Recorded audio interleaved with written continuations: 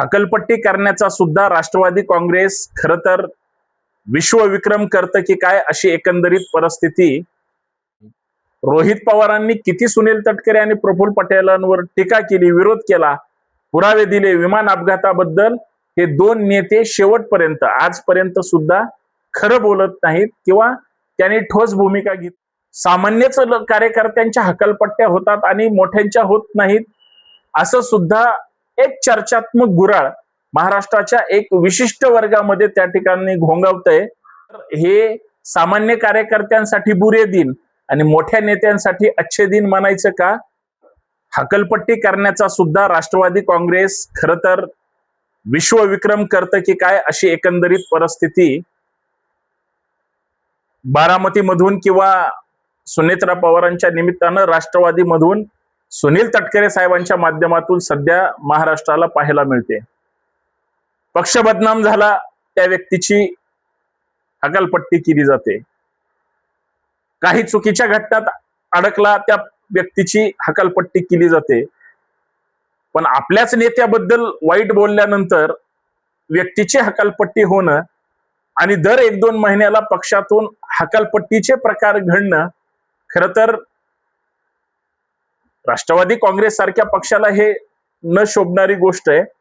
पण याच्या अगोदर रुपाली चाकणकर असतील खरात प्रकरण किंवा त्याच्या अगोदर आणि त्याच्यानंतर सुद्धा जशी मंत्रिपदावरून धनंजय मुंडेंची हकलपट्टी झाली, ही प्रकरणं महाराष्ट्रामध्ये ताजी आहेत.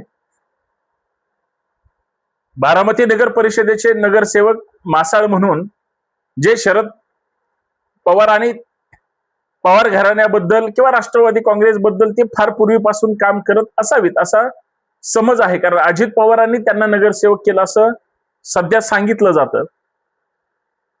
त्यांचे कॉल रेकॉर्डिंग ज्यावेळेस व्हायरल झालं ते अजित पवार गेले मला फरक पडला नाही, मग रुपाली गेली तर मला काय फरक पडेल अशा पद्धतीचं त्यांचं वक्तव्य आहे. आणि मग दादांबद्दल असं बोललं म्हणून लगेच सुनील तटकरेंनी त्यांची पक्षातून हकलपट्टी केली. पण सुनील तटकरे आणि प्रफुल्ल पटेल यांच्याबद्दल पक्षामध्ये जो असंतोष आहे, रोहित पवार वारंवार सुनील तटकरेंना ज्या पद्धतीनं टार्गेट करतात किंवा रोहित पवार सुनील तटकरेंबद्दल जे खरं बोलण्याचा प्रयत्न करतात, त्या सुनील तटकरेंची सुनेत्रा पवारांनी हकलपट्टी नाही केली.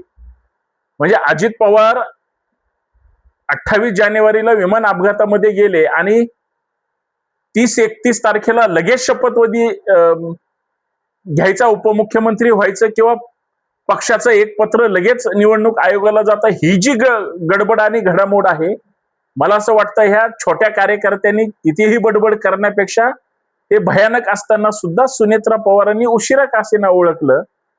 बरेच आरोप या पटेल आणि तटकरे या जोडीबद्दल झाले, परंतु ते पदावरून सुद्धा हटले नाहीत आणि त्यांनी पद सुद्धा सोडलं नाही आणि त्यांना कोणी काढलेलं सुद्धा नाही.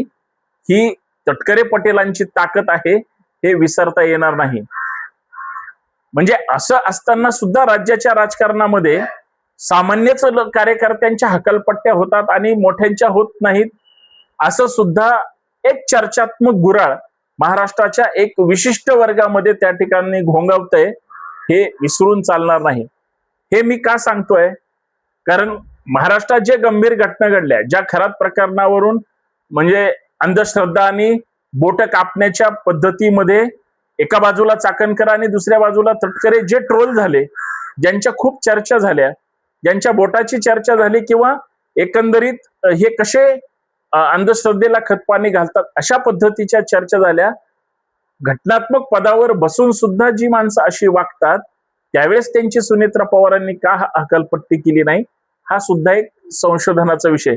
म्हणजे हकालपट्टी फेम जर आता राष्ट्रवादी होत असेल तर मग सामान्य कार्यकर्त्याची का होत असेल? मोठ्या नेत्यांबद्दल एवढ्या टीका टिप्पणी झाली, ते एकतर मीडिया समोर आले नाही किंवा गप्प बसले आणि त्यांच्या विरोधात पक्षातल्या मोठ्या नेत्यांनी बोलण्याची सुद्धा हिंमत केली नाही. हे सुद्धा विसरून चालणार नाही. या प्रमुख मुद्द्याला आपल्याला चर्चा करायची. म्हणून माझी विनंती आहे की हा व्हिडिओ शेवटपर्यंत पहा, चॅनल सबस्क्राईब करायला विसरू नका. आणि मी संतोष शिंदे, जे भूमिका मांडतोय हे सध्या घडतंय आणि त्या घडण्यातून लोकांचं जे म्हणणं असतं ते सुद्धा आपल्याला लक्षात आलं पाहिजे. कारण शरद पवारांना ज्यावेळेस या अशा घटनेचा म्हणजे कधी पत्रकार प्रश्न विचारतात त्यावेळेस आत्ताचाच मुद्दा आला विधान परिषदेचा किंवा राज्यसभेच्या एक उमेदवारीचा, ज्या पदासाठी छगन भुजबळ त्या ठिकाणी राज्यसभेसाठी आता इच्छुक म्हणून दाखवले, हे छगन भुजबळ मागच्या काही महिन्यांपूर्वी अजितदादा त्यावेळेस होते, म्हणजे साधारणतः ऑक्टोबर नोव्हेंबरच्या दरम्यान ज्यावेळेस आरक्षणाचं वादळ सुद्धा महाराष्ट्रात सगळीकडे जोरात होतं, भुजबळ साहेबांना मंत्री पदावर घेतलेलं नव्हतं आणि भुजबळ साहेब स्वतः रसून बसले होते, मला मंत्रीपद पाहिजे.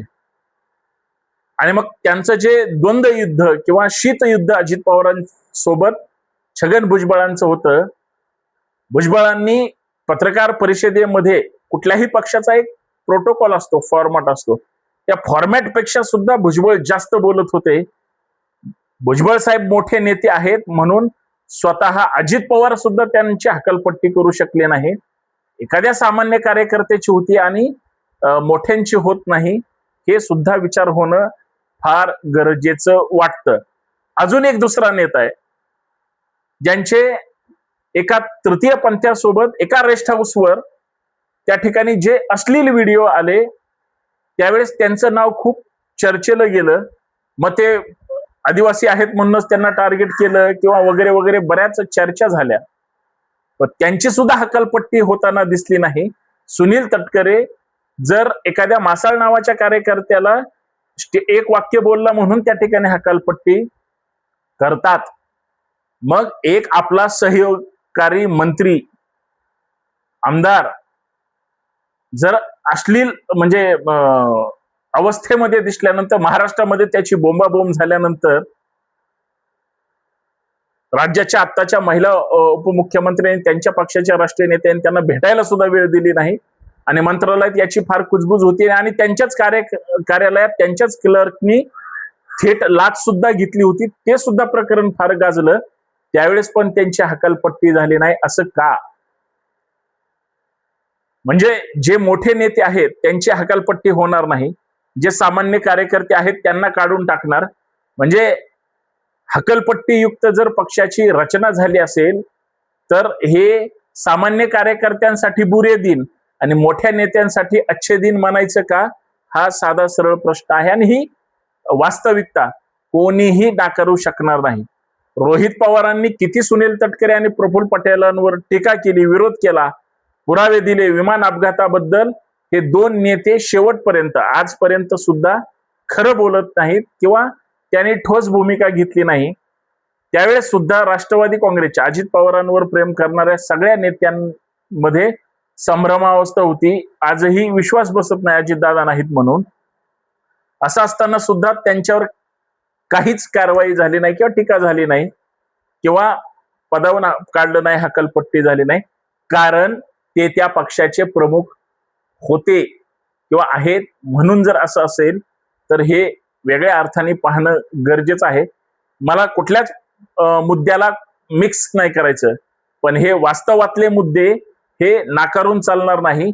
आणि मग 4-5 प्रकरणामध्ये हकालपट्टीयुक्त सामान्य कार्यकर्ता असेल तर मोठ्या नेत्याला का अभय दिलं जातं हे कोणाच्या लक्षात येणार आहे की नाही, कोण प्रश्न विचारणार आहे की नाही किंवा कुणाला प्रश्न पडतात की नाही, मला पडलेला प्रश्न आहे म्हणून मी आपल्या समोर मांडण्याचा प्रयत्न केला.